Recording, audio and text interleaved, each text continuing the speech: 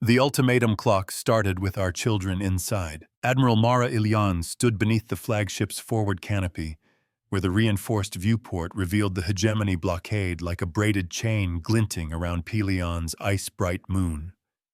Her palms rested on the cool lip of the holotable and felt the faint vibration of the Covenant's cycling radiators.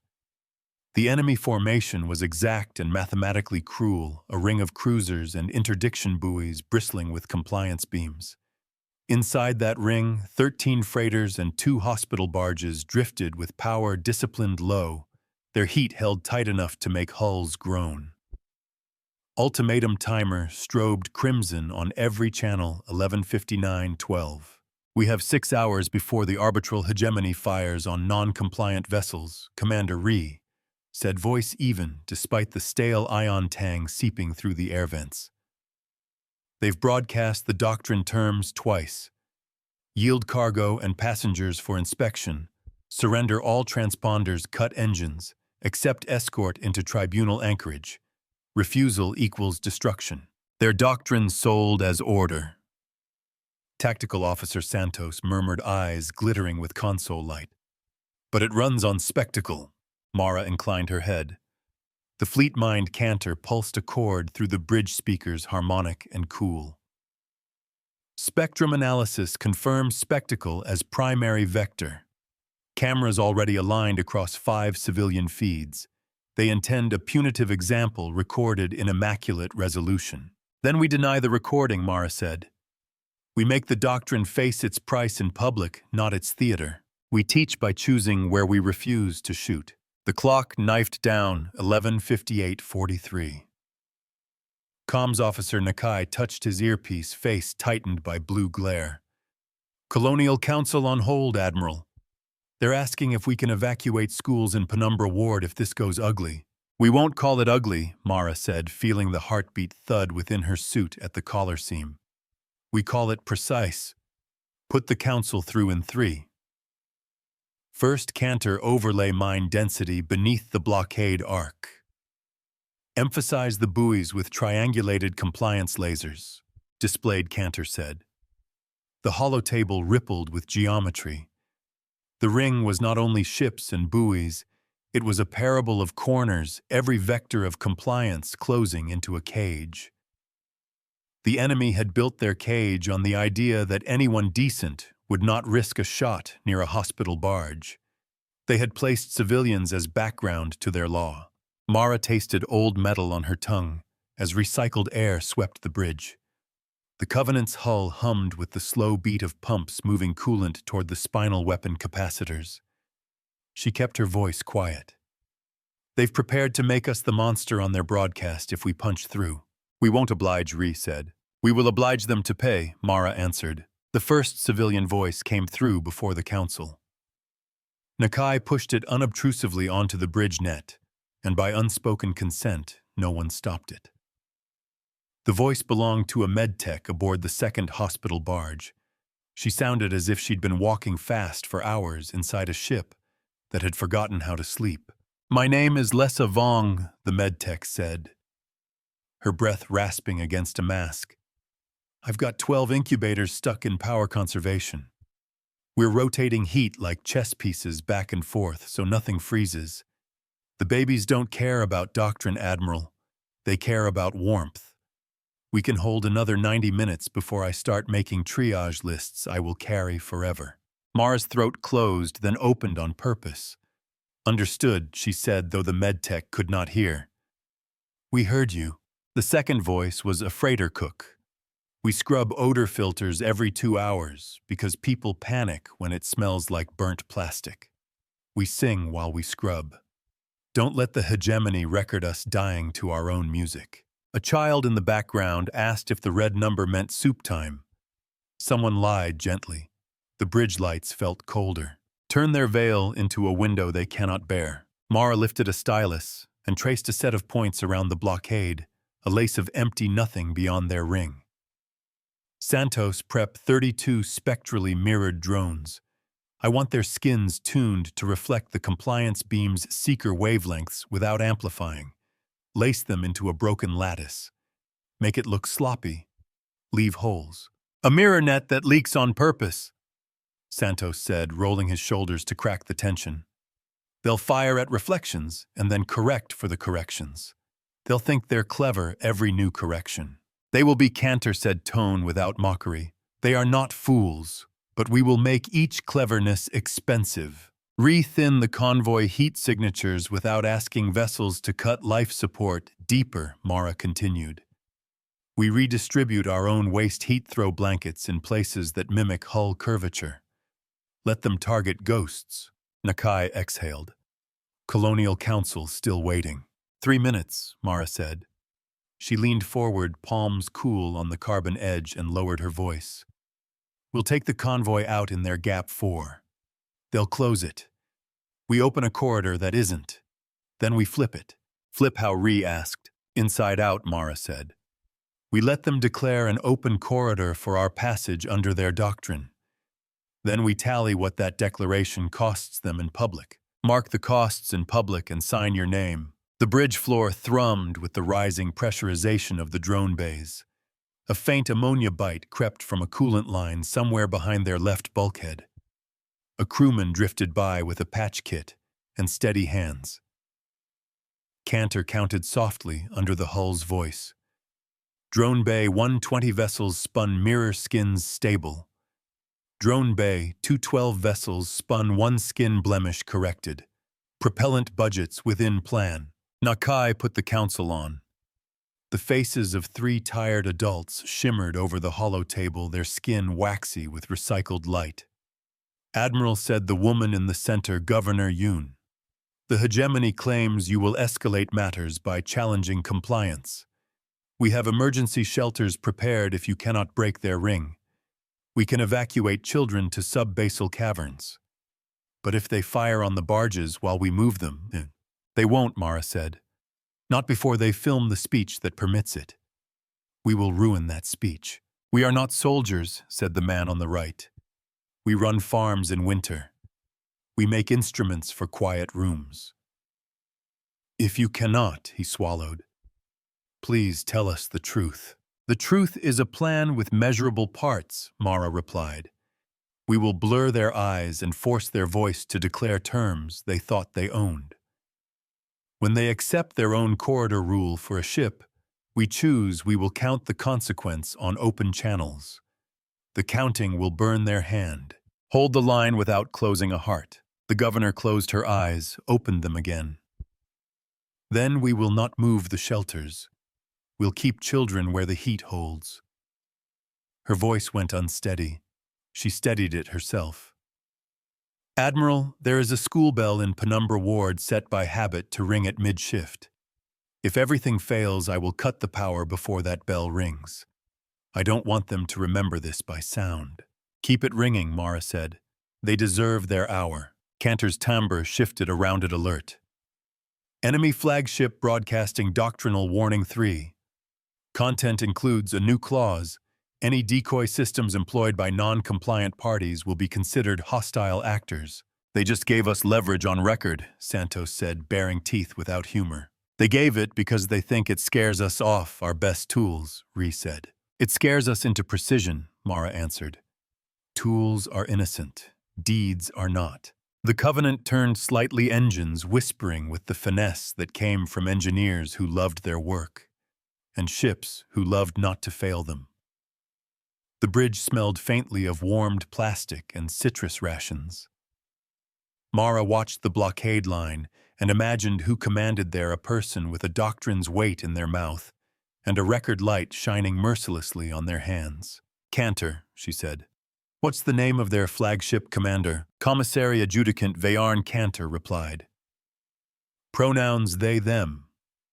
Recorded statements emphasize rational mercy. Their last action log shows 2 port closures enforced without civilian casualties. Then they're good at sounding better than the harm, Mara said softly. We'll ask them to sound honest. Reflection without responsibility is just a mask. Before they launched the drones, Mara stepped into the forward crew gallery, where the starlight took on a sunken color through the layered panes. Regulations did not require speeches, and she did not make one. She stood where the crew could see her, not speaking, and could see her listening to their not saying. A junior tech adjusted his sleeve with fingers reddened by heat tape. A med officer checked an ampule case twice, then locked it with a click that felt like a small prayer. Someone had written a joke about coolant on the wall and then scrubbed it off, leaving a clean rectangle that glowed whiter than the rest. A civilian liaison sat on a bench near the viewport, hands wrapped in knitted fabric that had absorbed tears at some earlier time. She looked up when Mara paused. "I don't want to be brave today," the liaison said. "I want to be ordinary and tell a child when to wash their hands." Mara nodded. "You will again."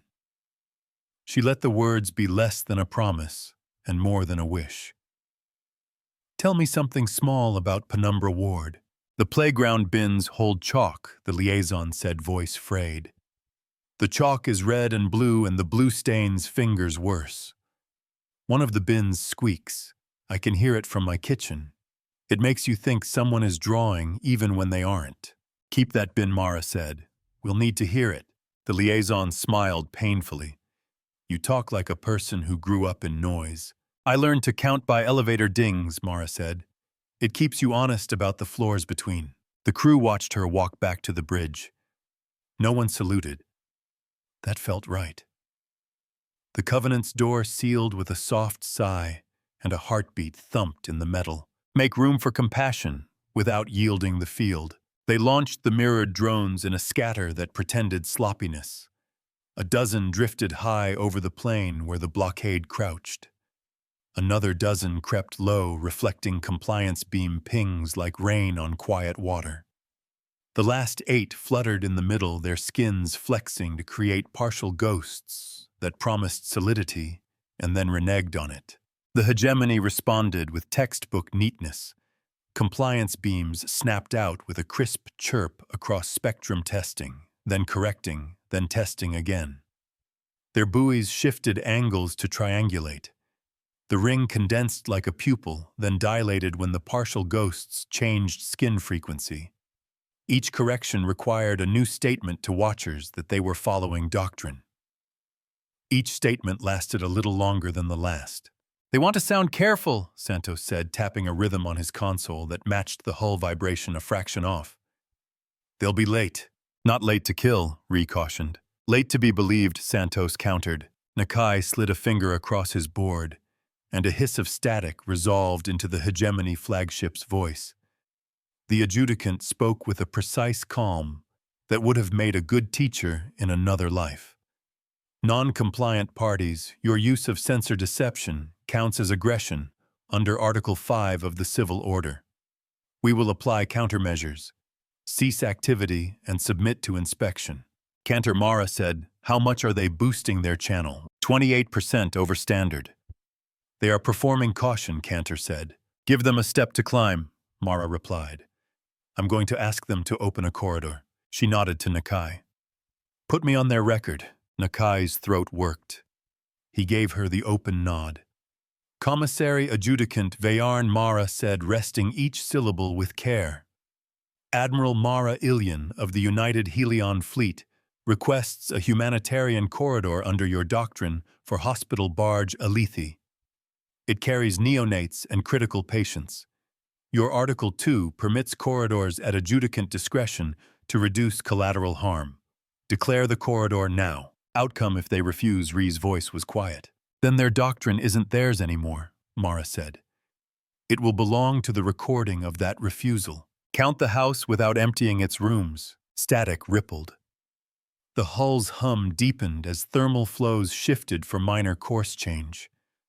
The bridge lights seemed to tilt a fraction toward red before Cantor corrected. "We have their attention," Cantor said. "Their buoys retasking. Their legal counsel's channel lit." Vayarn's voice returned even smoother. "Admiral Ilian, your drones present active deception that endangers safety. Cease deception, and we will consider your corridor request." "You have compliance beams pointed at incubators," Mara said, and allowed the steel to enter her tone. "Cease those, and we will consider your caution sincere." A breath passed long enough to hear two faint creaks as the Covenant flexed against thermal gradients. Then Veyarn said, "Clipped now, humanitarian corridor for hospital barge. Alethi is declared from Vector Kestrel 6 to Vector Hinge 2, 400 meters wide. Corridor integrity contingent on your cessation of drone activity near the corridor." Mara nodded once, though Veyarn could not see it. "Acknowledged," she said, and cut the line. "Admiral Santos said they've drawn the corridor across their weak seam exactly where we wanted. Their buoys will have to open blind to keep the wording honest. They will waste time adjusting compliance beams away from that corridor's interior," Ree added. "Their doctrine binds their hands if they want the recording to convince anyone later." Cantor Mara said softly, "Count their recorded statements from corridor declaration to first correction of a misfire outside it." 17 seconds and a legal caution," Cantor answered. "They will pay in those seconds if they tighten elsewhere." Mara exhaled. Her breath smelled like mint gum long since chewed to paste. "On my mark, push Alethi to Kestrel 6 at slant. Keep our drones fluttering where their cameras will catch the course corrections most. Then we aim the cost they hide. Speak the numbers in a voice that carries." The Alethi moved like a tired swan in thin water. It had no grace left to spare, only dignity, and the Covenant walked beside it, at an angle not touching, but close enough that the glare off their hulls mingled. As the corridor opened, the buoys flicked away beams with reluctance, then with formulaic obedience. The hegemony ships turned lenses deliberately elsewhere, and their cameras recorded their own restraint. "Now," Mara said. Santos triggered flare bundles, tiny charges that bloomed with harmless heat just outside the corridor and made the compliance beams twitch. The buoys corrected toward the flares. Their cameras watched them correct. Their doctrine required a warning, and that warning cost seconds of attention. "Aloha through first gate," Ree reported, voice steady enough to lean on. "No casualties." "Launch the second layer," Mara said. The second layer was the broken lattice of mirrors flickering at edges in an almost regular pattern. It threw the compliance beams their own light back with a subtle time lag that made correction software blink. It created a paper ocean on which doctrine tried to walk. The hull hummed deeper. The smell of warmed insulation thickened. A tech behind Mara cursed softly as a fuse threatened to walk out of tolerance and then decided to behave. Cantor's voice was quiet velvet. "Enemy ship Theta Blue is compensating for its buoy by overcorrecting across corridor perimeter. Their corridor camera will see the overcorrection if we place a faint flare precisely 1 meter outside boundary." "Place it," Mara said. The flare popped like a seam stitch. Theta Blue's beam flicked onto it, then off. The camera captured the flicker. On open channels, a hegemony recorder said politely, "Correction acknowledged." "Our corridor holds," Ree said. "Alethi 2/3 through. Hear the heartbeat and aim around it." The hegemony blinked, then tightened its outer ring to assert control beyond the corridor. That tightening left a narrow pressure point at Gap 4 where lesser ships had been stationed to save face. Mara's stylus tapped the holotable 3 times, tapping out the plan's next beat into her own bones. "Bring freighter Tinfish to Gap 4, she ordered. "We'll make them open a second path without naming it. Keep Tinfish dim, then momentarily bright enough to be mistaken for drift. When they adjust, we take the convoy through the place they can't cover without contradicting their own corridor declaration." Ree's mouth twitched. "They'll accuse us of bad faith." "They brought doctrine to a winter," Mara said. "We brought food." Cantor's tone changed, a harmonic thinned by caution. "Admiral Adjudicant Veyarn is preparing a public statement regarding false humanitarian claims." "Let them," Mara said. "We have a medtech who will speak without script when we ask. Put Lessa Vong on a line timed with their statement." Admiral Nakai said Lessa is busy. "You can hear it in her breathing." "Exactly," Mara replied. "The recording will hear it too." The Alethi cleared the corridor to a scatter of relieved voices that the Covenant did not broadcast. Those belonged to the barge and to the babies and to the rattled bones of tired nurses. Tinfish drifted in the desired uncertainty, then brightened as instructed. Vayarn's ring pinched gap 4. Their cameras pivoted to catch us cheating. Now, Mara said, and the Covenant opened her engines a fraction. The sound came up through the deck in a layered thrum, like a struck drumhead pressed by a hand. Convoy on our shadow. Keep your heat signatures beneath ours by 10%. We'll bathe you, Ree told them, and you could hear the promise hold its weight. Balance your word before you balance your gun. The hegemony took the bait and announced it was correcting for an unexpected flux near gap 4. To make their correction plausible, they shifted compliance beams again, leaving a sliver of moon-cold dark where doctrine did not quite reach.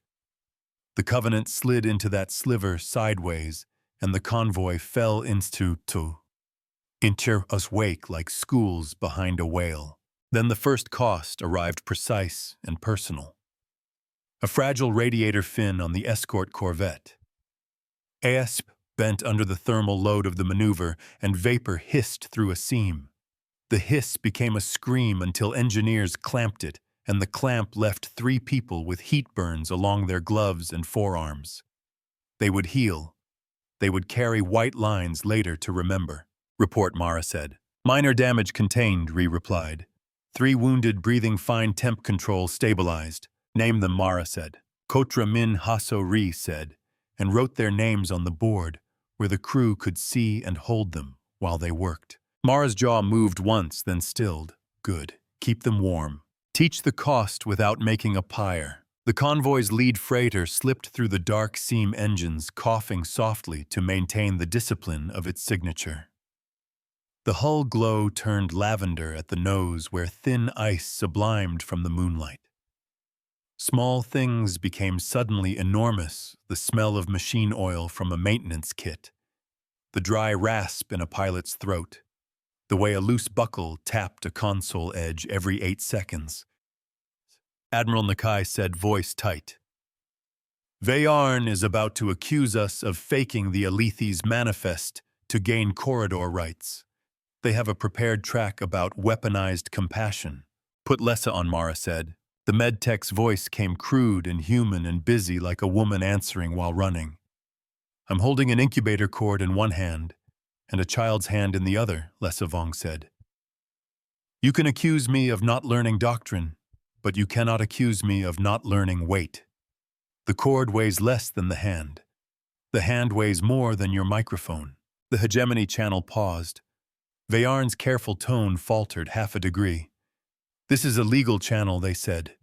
Emotional testimony, Counts Lessa said with the kind of vicious tenderness that never needed permission. It counts. Record the weight they tried to hide. They made it through the seam with 9 ships before the hegemony realized the seam's shape was our making. Then compliance beams lanced not at the convoy, but at the mirrors, and their cameras filmed their beams not striking civilians. It would look good later. It would cost them now. Admiral Cantor said their buoys are heating faster than their cooling cycle can shed. If we keep the mirrors flickering their software, we'll attempt to stabilize by slowing the rate of correction. Then the doctrine will literally slow itself, Reese said, almost smiling. Not forever, Santos warned. They'll switch algorithms in a minute. We only need seconds, Mara said. Keep the Alethi quiet behind us and let the freighters take our shadow one at a time. We don't run a race. We walk with our people.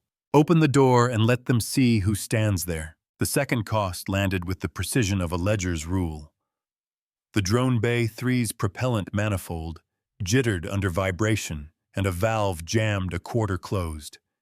2 crew in bay suits dove under a spill of fine droplets that smelled of metal and cold and panic held down by training. They snapped a manual override and took a bruise each where the bulkhead did not forgive.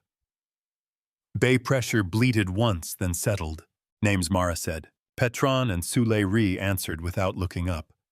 They're laughing because they're rattled. They can laugh for 20 seconds, Mara said softly. Then they go sit down. Cantor's voice dropped to a near whisper. Adjudicant Vayarn has asked to speak with you on a private channel. Leave it public, Mara said, and opened the channel where everyone could hear what power says when it thinks privacy will make it kinder. Adjudicant Vayarn's face appeared as immaculate as good lighting could make it. Admiral Ilian, they said your tactics dishonor the premise of humanitarian corridors. The premise is to move the vulnerable, Mara replied. You use deception. I use teaching. You are learning. Count what you swallow and what you spit. Vayarn's mouth thinned. For the record, you could have surrendered your fleet and entrusted the convoy to our custody. You choose escalation. For the record, you brought a countdown to a nursery, Mara said. We chose to keep time a different way. Vayarn glanced aside, reading a council note. The corridor remains open for Alethi only. Alethi's patients will need food and parents, Mara said. Parents ride in freighters. Your corridor is a promise to a child you haven't met. Make it larger. A silence fell that let the bridge hear the coolant pump 2 decks down, kick a little harder. Somewhere a buckle tapped metal. Nakai breathed too carefully. Vayarn's neck moved as if swallowing was suddenly complicated. Corridor expanded to include direct support vessels, they said, finally making the words sound like rationality and not loss. Thank you, Mara said, and did not let triumph into her voice. We proceed. Their doctrine had learned a new word, and it would have to pay for it later on every world where someone remembered this channel. Do not humiliate. Demand honesty. 4 more ships slid through one after another, like beads through a narrow ring. The mirror lattice collapsed on cue piece by piece so the cameras filmed its harmless dying instead of the freighter engines. The Covenant's own radiators glowed in the forward sensors, a pale aurora that said, "We are warm enough, let those behind us be warmer." Admiral Santos said, his breath fogging slightly as the bridge cooled a fraction to dump heat into unused spaces. We have a new signal. Came in under the hegemony's legal channel. Source Mara asked. Unknown origin within the ring, he said. Sounds like a crew whisper through a maintenance line. It says our commander isn't a monster, but the doctrine is a cage. If you can twist the cage, twist it. We'll make it rattle. Mara felt the hair rise along her forearms under the suit. People inside their ships hate what cages do to hands, she said. Cantor tag that line. If we can move them later, we will. We can, Cantor said. Not now. Not now, Mara agreed. No victory that erases someone's name. The blockade realized its error late enough to matter. Adjudicant Vayarn's council likely told them that each new clause to look good now would be used to shame them later. They pulled back some corrections and stiffened their posture toward purity of initial declaration. That stiffening opened 3 slits like ignorant smiles. We'll take slit 2, Mara said. Keep the convoy steady, no one hurries, speed kills belief. We had a plan to make the kill box turn inside out, Ree said quietly. Is this the time? We begin the geometry, Mara replied. Not yet the collapse. We will build it so gently they think the walls are theirs. She showed them on the table. Her stylus drew an open corridor that wasn't, and then drew around it a set of heat blooms we could claim as residual from our own engines. Those blooms would look like a permission to their algorithms, a place to ignore. We would march the convoy through the ignored places until those places converged into an argument no camera could cut around. We'll make their corridor rule metastasize, Santos said and grimaced. Apology for the metaphor. I accept it, Mara said. I do not enjoy it. Feed their rule with what it cannot digest. They threaded the last freighter through with less grace than they wanted, because grace is a resource, like anything else, and theirs had been consumed by caution. The Covenant's deck clanged faintly as someone far below tripped and caught themselves with a wrench. The air smelled briefly of overworked blowers and the ghost of citrus. Convoy inside our bubble, Ree said, shoulders dropping a fraction. I can breathe again. Keep the exhale small, Mara answered. We still stand inside their ring. They will not let us go without making a speech about it. Then we make them choose what speech to keep, Santos said. They can't choose all of them. On the Hegemony channel, Veyarn made a statement about procedural irregularities and the risk to order posed by rogue fleets. Their diction was a softened metal. Their eyes were not cruel. Doctrine had hung around their throat and asked to be a necklace. Adjudicant Mara said lightly onto the open line, "I propose a resolution. You will declare a second corridor broader for the convoy's exit and our escort's return to outer orbit. We will not fire unless you do. Your cameras will film order maintained, your law obeyed, your mercy real." "Your drones," Gonmara said. "We stand here and request a thing you claim to value." Veyarn looked left again to the council light. It glowed green. They swallowed. Second corridor declared. 600 meters. You will not deploy new deception. "We will not," Mara said. "Leave them with their words and make them keep them." They set course for the corridor's declared exit at a pace too slow for glory and exactly right for children. The Covenant rolled a degree to shelter a smaller freighter from a stray glare that would have made its camera think too hard. The deck hummed lower as engines eased. The smell of coolant thinned. In the stillness that followed, Mara let the bridge drift in quiet for a span of heartbeats. She could hear the tap again, 8 seconds buckle to console. She imagined a hand tightening it after this, when there was time to notice what rattled. Admiral Cantor said gently, "We have an internal notation we maintain for our own remembrance. It is normally filed at mid-operation when a pattern crosses a threshold." "Speak it," Mara said. In the Helion ledger, Cantor said this fleet teaches by numbers and remembers by ledgers, never by collars. Mara let that stand in the air like a coat hung on a chair ready when someone was cold. Keep the measure and refuse the chain. The convoy slid outward, and the blockade's pressure attenuated with visible unease. Cameras craved drama. Doctrine liked to serve them a taste. We were giving them slow bread. Patience is not cinematic, but it builds cities. Then escalation arrived like a quiet knife. A cluster of compliance buoys, perhaps resentful at having served as cautionary instruments for too long, retasked without Veyarn's voice. They aimed directly at a secondary school shuttle that had detached from Penumbra Ward to rendezvous with the convoy's trailing ship. Under Doctrine, the shuttle was unauthorized.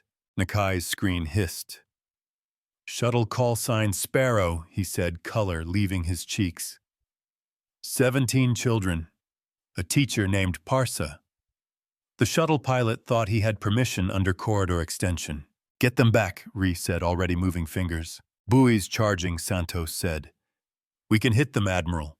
We can knock them cold before they shoot. But the cameras will film us breaking a promise we set," Mara finished. Her heart kicked. The heat in her mouth tasted like fear cured into iron. Open a route with words faster than beams. She slammed her palm against the hollow table to cut through the indecision in the air. "Adjudicant Veyarn," she said onto the open record, "your corridor statement called for direct support vessels. The Sparrow carries the Alethi's parents. The corridor binds you to protect it. Say so now." The pause was skin-thin and blood-thick. Veyarn's council light flickered. Someone inside their ship breathed wrong. Then Veyarn said, voice pared down, corridor amended. Sparrow included. The buoy's charge indicators paused, then sagged as the algorithms tried to reconcile law with the command. The Covenant did not fire. The cameras filmed restraint and endurance, and the anger in Santos's shoulders that had nowhere to burn. "Name the knife and set it down." The Sparrow tucked itself behind the trailing freighter with a kind of battered pride that hurt to watch. Children's voices squeaked through the calm as the teacher tried to make a game of silence. The buckle tapped. The air smelled human. Admiral Santos said, voice low, "We can do more than walk slow. The geometry is ready. We can turn their open corridor into a wall that folds the wrong way, make the kill box chew its own rails. We can do it now." Mara stared at the ring. Her hand hovered above the stylus. The third escalation was here. Choice made a corridor inside your own bones and forced you to walk it. If we flip now, she said, we risk hitting their radiators. That kills crews who sent us whispers through maintenance lines. We can shape it, Santos insisted. Ree's eyes met Mara's. The doctrine just offered its neck. If we let it go, it learns we will always put people before victory. If we take it, we show there's a cost to raising a countdown where children can hear. Mara closed her eyes for one long blink. When she opened them, space had not changed its mind, and time still moved in one direction. The hull sang lightly, as if someone had run a finger around a glass. Prepare the fold, she said. Hold the collapse on my mark. We will aim it at their speech, not their skin. Anchor your anger to what it can save. They shifted heat blooms with a grace they had earned, painting the airless dark, with residuals that looked like negligence to software trained to trust tidy edges. The buoys that had tried to act alone fell back into formation under Veyarn's revised orders, and those orders contained words that could be turned against the doctrine later in rooms that smelled of dry papers and low patience. Geometry formed, Cantor said. We can invert their corridor logic in 31 seconds. We will not fire, we will compel. Compel how Nakai asked, fingers still on channels like a musician unwilling to leave a note behind. By making them admit what they already are, Mara said. She felt the deck under her boots, and the heartbeat inside the ship, and the tiny grit inside her molars where she had ground them earlier without noticing. The Covenant waited for her hand. Mark, she said, close the trap without closing your eyes. The inversion was not a weapon. It was a sentence diagrammed in space.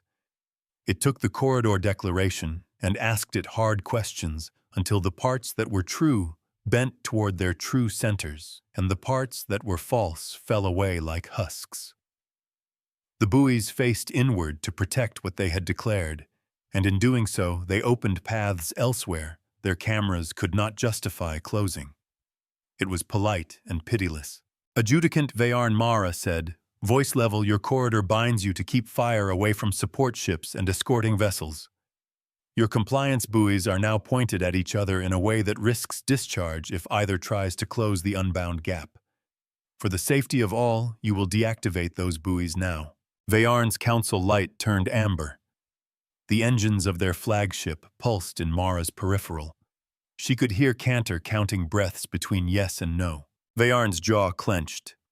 Deactivate buoy set Gamma, they said louder than necessary for the record. The ring softened. The killbox turned softly inside out. The convoy moved like patience on rails. Open the book and read out loud. Mara did not smile. She felt instead the slack line inside her chest tighten again, because you never got to put it down entirely. We enter drift, she said. Save heat. Let their cameras depict what happened. We asked for corridors and they kept their law in the original spirit so no one died. Santos looked at his hands, flexed them, put them flat. I wanted to break their toys, he admitted the confession private and public at once. We broke their script, Mara said. They can buy new toys. Scripts are harder. The bridge smelled less of ion now, more of human endurance. Someone unwrapped a ration bar and then rewrapped it for later. Nakai rubbed the bridge of his nose and blinked moisture away that had nothing to do with air quality. On the open channel, a child asked if the red number had stopped. The teacher told them yes, because for the child in that moment it had. Leave the clock running only for those who need time. They were almost clear. Almost is a word that wears knives. A hegemony cruiser beyond Veyarn's direct voice fired a single compliance beam into the space where our geometry had left a sliver it did not understand. It was not aimed at a ship. It was aimed at pride. The beam struck one of our failing mirror drones and scattered across spectrum in a way that would look like aggression if you were hungry for anger. Ree's hand jumped toward the defensive suite.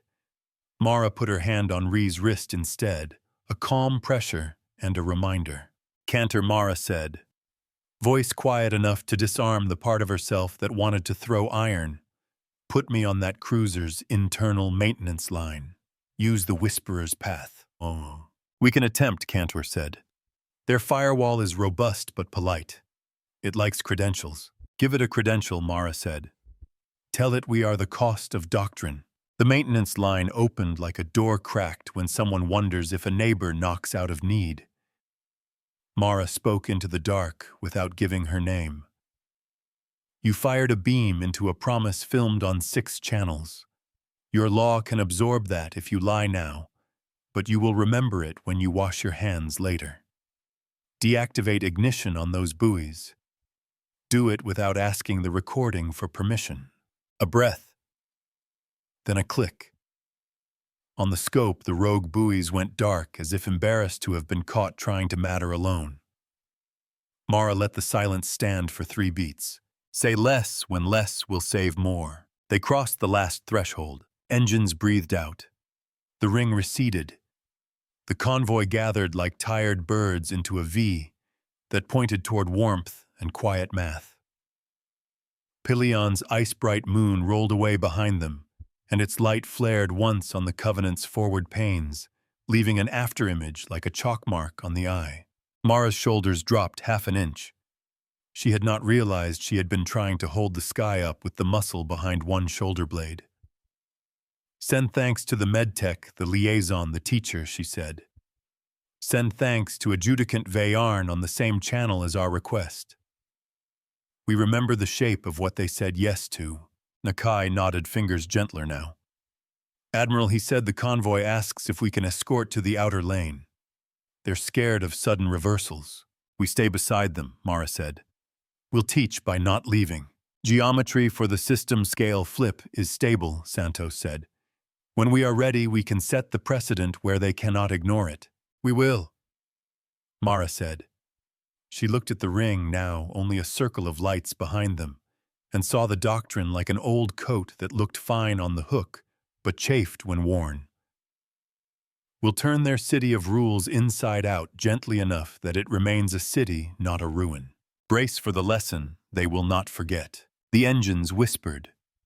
The hull hummed lower. The air smelled like a room where someone had been frightened and then sat down at last. The buckle tapped.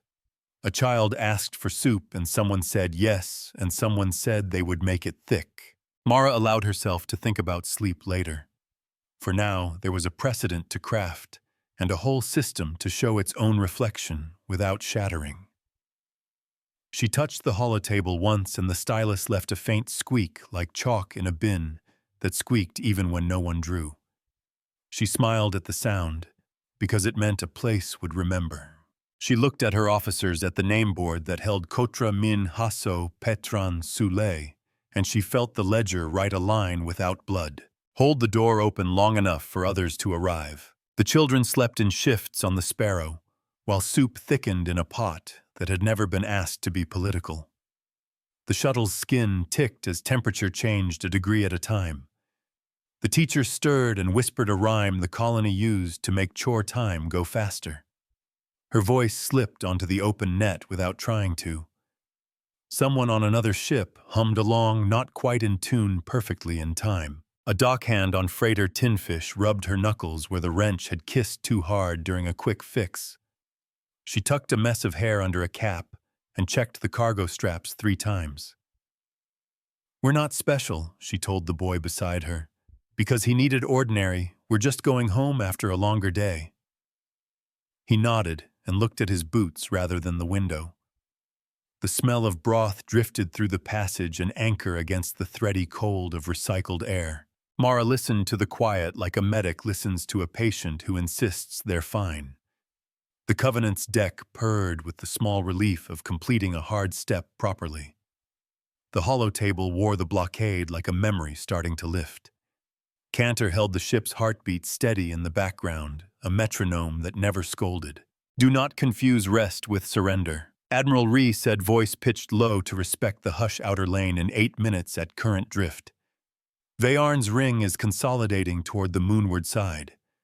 Their cameras are trying to end the story here with a narration about responsible restraint. Stories end where cost is counted, Mara replied. Not where cameras sigh. Santos rotated the tactical projection, squinting into the glare. They'll try to keep this local. If we break their ring and fade, the doctrine survives with a cautionary footnote. We aren't here for footnotes, Mara said. We're here to set precedent you can read in the dark. Count what happens after the applause. The Covenant's air brought a faint sweetness from a crewman's smuggled citrus peel crushed between fingers to soothe nerves. Nakai hid a smile at the smell, then coughed to make it seem like air quality. Admiral, we're getting pings from out-system traffic control nodes. Civilian guilds are awake. They want to know if we can guarantee safe passage for their relief shipments next week. Tell them we can guarantee a lesson someone else will have to keep, Mara said. Make them witnesses, not hostages, Copy Nakai said, hands fluent on keys. Cantor's timbre shifted with a bell-like undertone. Adjudicant Vayarn requests a summary conference in 5 minutes on a neutral frequency broadcast to all participants. They propose to formalize the corridor's end state. They want frame control, Santos murmured. We bring the frame, Mara answered. We bring the mirror. Let them see themselves holding the knife. Before the conference, another civilian vignette crossed the net from groundside. A maintenance couple in Penumbra Ward sat on the floor of a stairwell, a toolbox open like a small metal shrine between them. The woman had grease on her cheek like a stripe. The man had a thermos that clicked every time he opened it, and never learned to open quietly. We heard the bell ring, the woman said to no one and everyone. It rang on time. I didn't think it would matter, but it mattered. It always matters, the man said, and then snapped the thermos shut because he forgot again. Mara let their words settle into the ship and into the record like coins into a jar. She touched the edge of the holotable with 2 fingers until the cool soaked skin deep. We're going to widen this lesson, she said. Not by fire. System scale, Ree asked, already scanning. System scale, Mara said. We invert their open corridor logic across their own enforcement lattice. We show that an ultimatum doctrine cannot coexist with a humanitarian clause without devouring itself. Teach them to follow their rules until they break. The neutral frequency lit with a ring of icons. The hegemony flagship, the covenant of freighters, the hospital barges, the colony council, 2 traffic guilds, 3 outer system unions who smelled a precedent like a storm coming, and a journalism co-op that had the decency to mute themselves. Vayarn's face came up first, calm, worn thin by the carefulness it takes to keep calm under 1,000 eyes. Admiral Ilian, they said we are prepared to confirm the safe egress of your convoy under the humanitarian corridor exceptions. To prevent future misunderstandings, the arbitral hegemony proposes an addendum specifying that corridor requests require prior notice and independent verification. Mara kept her tone classroom quiet. We appreciate your affirmation. Before addenda, we must settle accounts from this operation in view of all who paid into it.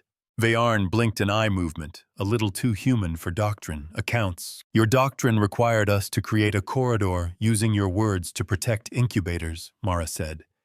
Your cameras will distribute that fact. But your doctrine also deployed compliance beams that, before your correction, threatened a school shuttle. We need your public acceptance that the corridor clause applies to support vessels as you declared, not as you deny after. Vayarn looked to the side. Council light greened, then steadied. We accept the application as recorded for this instance. For all instances like it, Mara corrected, voice still mild. Put that on record. We cannot bind future adjudicants across systems from this channel, Vayarn said. You already have, Mara said, and let the chorus of civilian guild reps murmur agreement. Call a consequence by its name. Santos cued the system model with a finger twitch. Cantor carried the orchestra. The Covenant broadcast a map of known hegemony compliance buoys and portal markers across Pelian's system, overlaid with the legal text of corridor declarations from the last 3 standard years. The words looked like veins across a body that had learned to pinch to stop flow and called it order. Observe, Cantor said, for everyone, voice like silk over wire. Under Article 2, corridors declared for humanitarian protection bind all enforcement assets within a given vector set to avoid actions that would raise collateral risk to declared vessels. Those vector sets persist across the declaration's duration. When declarations overlap and persist, an emergent condition arises. Show it, Mara said. The model brightened where corridors had overlapped over months of minor emergencies, fires, evacuations, outbreaks, floods, and the bright zones knitted together until large swaths of the system shimmered unseen because no one had looked with the right light. Enforcement algorithms had routed around those zones without noticing the pattern. Doctrine hadn't been taught to see itself. If the doctrine honored its own corridor clauses fully, Santos said, voice steady, these zones would require standing deactivation of certain buoys, or at least changes in rules of engagement, whenever civilian traffic density crosses a threshold. Instead, the doctrine used discretion to carve exceptions to its own compassion. Veyarn did not smile. Their gaze tightened. Are you alleging malfeasance? I'm teaching math, Mara said. Compassion plus ultimatum yields contradiction. To maintain compassion without contradiction, you deactivate the ultimatum temporarily or not. We will now politely force your lattice to be honest. Show the sum on the board where everyone can see. Cantor began the flip. This time the inversion was properly system scale. A soft ripple of requests went out to buoys and portal control nodes politely asking for corridor compliance on the basis of the last 36 months of humanitarian declarations. The requests were signed not by the Covenant, not by the Colony Council, but by the recorded words of hegemony adjudicants, each with a date and a vector set and a duration annotation. The lattice listened to itself and heard its own voice in commands it had forgotten it uttered. One by one, compliance buoys in the bright zones eased into a mode that doctrine called reserve caution, and sailors called hands off. Portal control moved camera attention away from paths designated as safe by old declarations that had never been explicitly closed. The map changed color like a bruise healing backward purple to yellow to clear. Trade lanes opened where the hegemony had kept them narrow to make inspections feel righteous. Adjudicant Mara said, we request your affirmation that this is lawful. It is a misapplication, Veyarn said, then stopped, because their legal counsel whispered something whose shape could be heard in the way they exhaled. It is a permissible aggregation of previously declared exceptions. It is inconvenient. Inconvenience is what tyranny calls mercy, Santos muttered, then didn't repeat it out loud. Hold them to every word they said when it was easy. A traffic guild rep cut in a woman with oil under her nails and an eye for numbers. With those corridors aggregated, she said, we can route medical shipments to 3 outer towns that have been quoted 5-day delays for 6 months. We can move grain before it spoils. An outer system union leader added, and we can take back apprenticeships. Paused because inspections kept people on the wrong side of a gate for 4-week rotations. Veyarn looked at the map like a person looks at their reflection after a long day. This was never the intent. Intent does not warm a child, Mara said. Adjudicant, we will escort the convoy through the lawful corridors your own doctrine declared. We will not fire unless attacked. If you attack, your cameras will film you violating your own law at system scale on a day when everyone pays attention. You cannot perform mercy while selling fear. The Covenant angled its hull engines, humming at a pitch that felt like a promise kept small so it wouldn't break. The deck carried a tremor from a pump switching cycles 2 levels down, then smoothing. Nakai pushed out a public schedule in 3 crisp lines: convoy speeds, corridor coordinates, anticipated checkpoint times.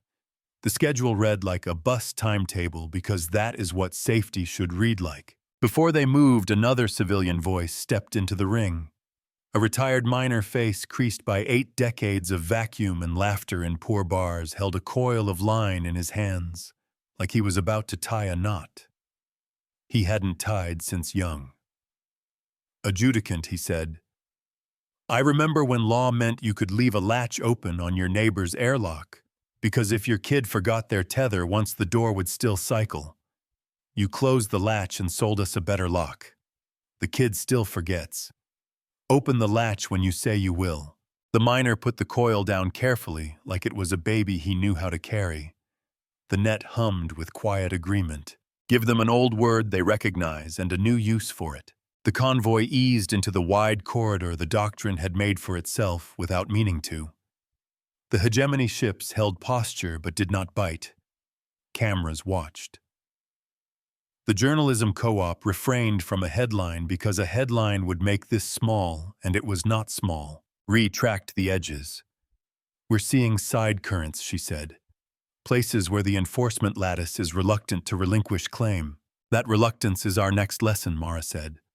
Not today. Today we walk through. They paid another cost on the way, the kind that feels unfair and is. A microfracture in a freighter window decided after years of being fine to remember that glass is a promise kept by pressure and patience. It hazed and sang. The crew hit sealant strips with practiced hands. A boy held a light. A woman swore and then kissed her fingers and pressed them to the pain out of habit and memory. Report Mara said the word for the crew and for herself. Sealed Ree said. No decompression. The boy thinks it was brave to hold the light. Let's let him think so. Put his name on the board, Mara said. Ree said, writing it between the others like a stitch. Stitch the small braveries where everyone can see them. They reached the outer lane. The blockade hung farther behind, like a ribbon, someone tied around the wrong thing. The Covenant oriented to System North and breathed at a rhythm that made the ship feel like it would live to be old. Adjudicant Mara said on the neutral channel, we are outbound with the convoy. We will return to Palion orbit to conclude formalities with you. We request your arrangements for a public ledger entry acknowledging corridor aggregation obligations so other systems can plan. They will read whatever we write looking for weakness, Vayarn said. They will read looking for a way to not lose their children to countdowns, Mara replied. Offer them that. Vayarn looked away for a long moment. When they looked back, something in their face had shifted a notch toward a person rather than a position. We will draft a notice to adjudicants network-wide, recommending corridor persistence tracking and enforcement suspension during overlaps. We will note that ultimatum countdowns must exclude declared support traffic within active vectors. We will request council review. Put the request in the ledger now, Mara said softly. Not after a meeting. Write the first line while your hand still trembles. They return to orbit under less threat and more scrutiny. The Covenant's hull collected a dusting of ice crystals from an exhale of the moon's vents, and they skittered and pinged softly on plates. A sound like rain in a story. A grandmother tells so children know the sky can be kind. Before the last set piece, Mara stepped again into the forward crew gallery. A cook was setting out cups in numbers minds like to round 10, then 12, then 14 because more people always show when you put cups out. A signal tech played a game with himself where he tried to catch the exact moment a status light changed shade. The civilian liaison with the knitted handwraps had fallen asleep, sitting up a pen in her fingers like an anchor. Mara spoke to the awake and the asleep together. We are about to close the book in public, she said.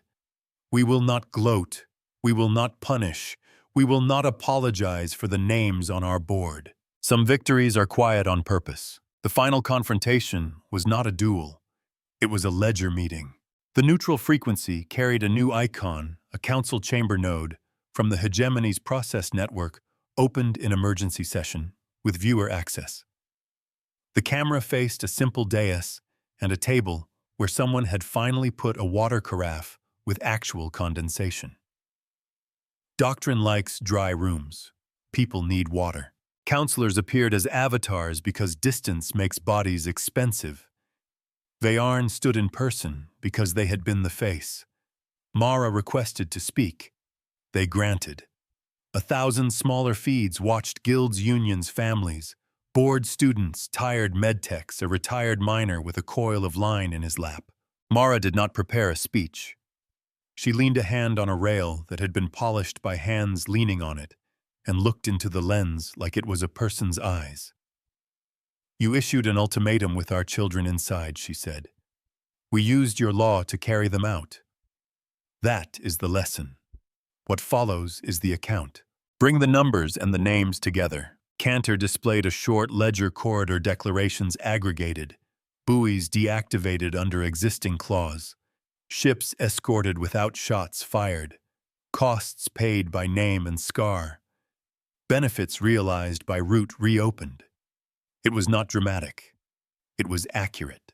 Counselor figures flickered as they conferred. A woman with a precise eyebrow asked the question. Doctrine always asks when cornered by its better self. Admiral, do you claim that ultimatum enforcement must always yield to humanitarian corridors? I claim that an ultimatum enforcement that does not yield to a corridor is not law, Mara said. It is spectacle. You can govern by spectacle. You cannot pretend it is compassion. Vejarn spoke the words quieter than their microphone thought useful. I request that the Council recognize a temporary suspension of ultimatum doctrine during active corridor overlap and a permanent removal of countdown language from interactions with declared support vessels, counselors murmured. The journalism co-op remembered to breathe so they could keep typing. Seconded, said another counselor, a person whose avatar wore no decoration. And I add that all corridor declarations must be logged in a publicly searchable ledger with an automatic persistence timer so overlap is visible. Thirded, said a third. And I add that any ship may transmit corridor aggregation requests with recorded prior declarations as signature. Adjudicants will answer on record. The motion hung for a heartbeat that measured the gap between fear and reason. Then the Council's tally marks appeared one by one, black lines that held. Put the ruling where the lowest desk can reach it. The chamber produced its small institutional magic. A clerk with a sharper pen than most turned the motion hum into language for the book.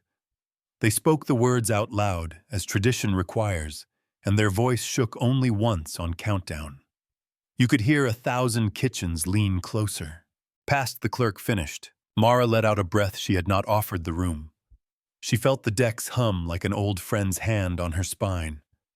Santos's shoulders softened. Reese smiled without showing teeth. Nakai's eyes shone. Adjudicant Vejarn Mara said, "Thank you for keeping your law when it hurt." Vejarn's mouth moved around an answer that turned into something simpler. "You made it possible to see," they said. "Learning is not humiliation. It is a door." After the ruling, smaller work remained always. Routing authorities needed updated maps.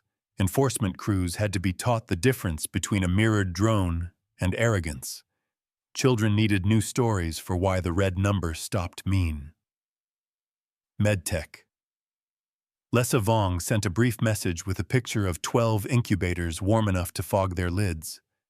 The picture made the net go quiet for 7 seconds in a world that never shuts up. They also paid a last cost before the day could be called complete. A junior engineer on the ASP, tired and proud, and 20 misjudged a step on a ladder and bruised a rib on a rung. It was the kind of injury that happens after tension breaks. The med team taped him and fed him soup. He fell asleep with his head at the wrong angle, and someone fixed it gently. Name, Mara asked out of habit she wanted to keep. Kesri said. He'll be embarrassed we wrote it. We will embarrass him, Mara said, and wrote it anyway. Hold the small pains until they heal into memory. Night relative and artificial fell over Pelion's orbit, the way it does on ships by dimming lights to a hue that makes punctuation of the day. The Covenant settled into a watch that felt less like bracing and more like keeping company.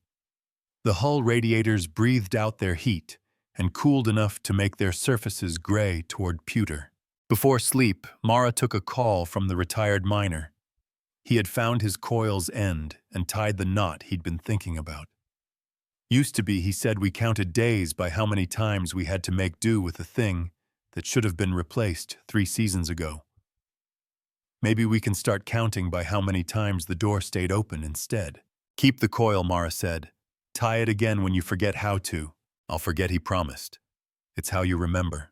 The line hummed a second after he cut it, like an echo that liked the room. Keep echoes that teach people which way to walk. Morning relative and artificial cut through the Covenant with a clean chime. The convoy had already begun to scatter toward docks and rendezvous points. The Sparrow's teacher sent a recording of children arguing about whether soup tastes better when the clock is red or when it is not red. Mara answered the argument privately, better when you don't have to decide. Ree stepped up beside her. There's a petition starting in the hegemony enforcement ranks, she said. They want a training module on corridor persistence aggregation so the software learns what we taught the lattice.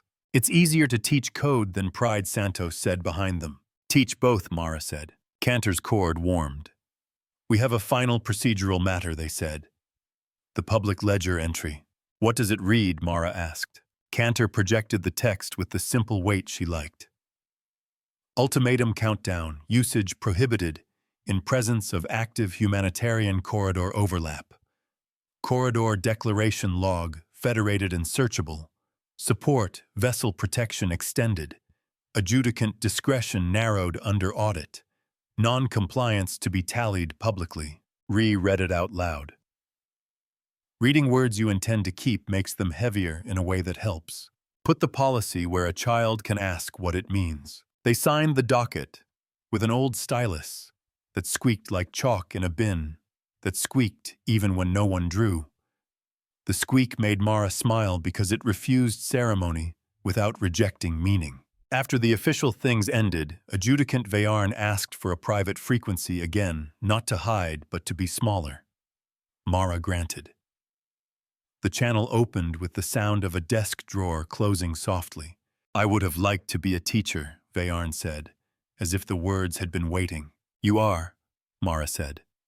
You taught your doctrine. Today you taught yourself. Veyarn exhaled. And you, I wanted to be a doctor, Mara said. My hands shake less on a hollow table than with a scalpel. But I like to stop bleeding. They let the line sit. It felt human. It felt like a room where someone was picking up chairs after a hard conversation and stacking them neatly because neatness did not mean forgetting.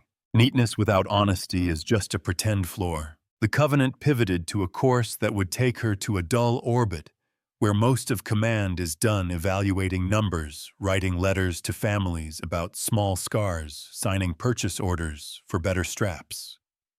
So Buckles stopped tapping against consoles, scheduling training.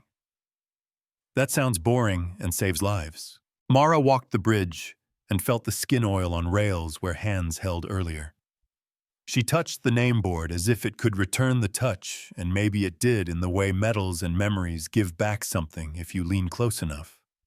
Kotra, Min, Hasso, Petran, Sule, Aras, Kes, each a stitch holding the day's cloth. Her officers waited for the speech she never gave, and received the silence she always did, the kind that meant we are not finished and we are also not breaking. Ree finally broke it. Admiral, do you think this holds? It will hold until someone tries to keep a countdown inside a corridor again, Mara said. Then we open the book and read them the page we wrote. And if they tear the page, Santos asked. We print another, Mara said, then smiled at his wince. With witnesses, count witnesses when you cannot count courage. Later in her small cabin that smelled faintly of old paper and citrus peels, because someone had smuggled them in sympathy, Mara sat and wrote the message she least liked writing, and most needed to a note to the crew families, listing the day's costs and names and promises made. She kept it short and plain. She included a line about soup thickening and children arguing because the human world deserves to be in official records more often. She finished and did not reread. She trusted the first words. On the forward panes, Pelion's faint aurora threaded and unthreaded like a vein under skin. The blockade around the moon turned its lights down to maintenance levels. Radiators cooled toward gray. Mara stood and went to the bridge for the last act, where the ship does its final work of a day. The part where you name what you did and what you'll do next. She keyed the open channel and spoke for the record, and for anyone who needed a voice to fall asleep to. Her monologue was not a triumph. It was a reminder. We did not win by being sharper, she said. We won by refusing to make a show of hurting someone to scare someone else. We taught first and fought only the shape of a trap, and the trap turned out to be words that liked the sound of themselves. Some days will not go this way. Some days we will have to choose between bad and worse and carry the ache. On those days, remember how a corridor can become a road when you count the people on it and not the rules around it. Remember that law without mercy is a cage, and mercy without form is a wish. We keep both honest by writing them down, reading them out loud, and walking them with names we do not forget. On the pane before her, the blockade's lights dimmed, and the mirror skins of their spent drones cooled to pewter in a slow, even breath. We will settle the account with care and leave the door open.